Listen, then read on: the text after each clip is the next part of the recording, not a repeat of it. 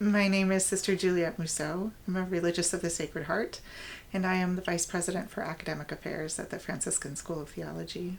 The book that I've read multiple times is The Lord of the Rings, and it helps me sort of escape reality sometimes and enjoy the beauty of the written word, and because it's very beautifully written. Hobbies. I have a loom, and so I learned how to weave at the beginning of the pandemic. I bought a loom that's about 32 inches wide, and then you can make a cloth that's basically as long as you want. And so I bought it beginning of March in 2020, and then was able to learn how to weave since then. I grew up in Montana. We had pet geese, and at some point we had turkeys that we sold for Thanksgiving dinner. So it was an interesting upbringing. So I finished my formation in January 2020. I made my final profession as a religious of the Sacred Heart in Rome. And then after that, I started really thinking about where I would go next, for what reason. And in the midst of that, this opportunity came open, and I interviewed and got the job, and here I am. And one of the, I think, real benefits of it is not just that I am in this position and I, bring to it all that I am and serve in whatever way I can. The other benefit of it is that my community lives here, and so I get to live with sisters in Ocean Beach, which is 15 minutes from the office here, which is lovely. And then also my congregation founded, the University of San Diego.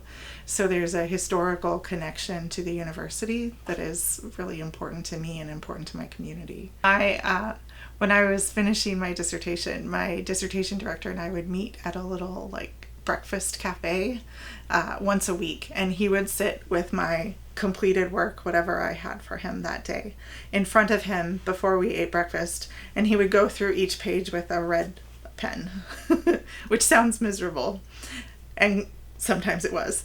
But what I loved was that for him, he was a Franciscan friar also, and what I loved about the way he approached this was that he could see something deeper and more significant. But for me to see the impact of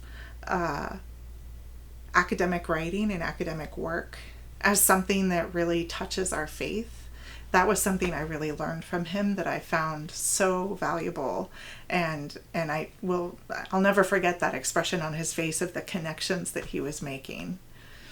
Yeah, this is an area of discernment, that part of your decision to take classes here or to continue to study theology is that there's some meaning in it for your life and some reason why you feel drawn and called to this.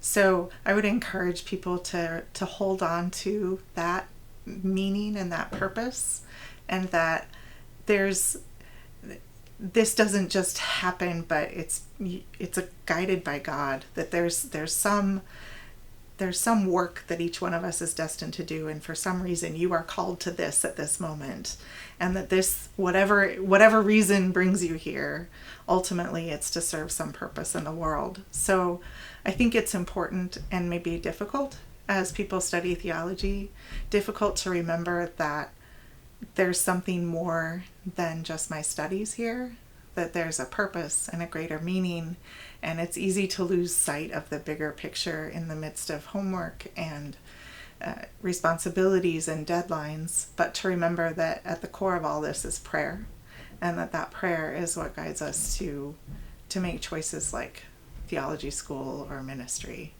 And so to hold on to that reason, and to hold on to that prayer. Thanks for being in my office for a few minutes, and I look forward to getting to meet you when you come around.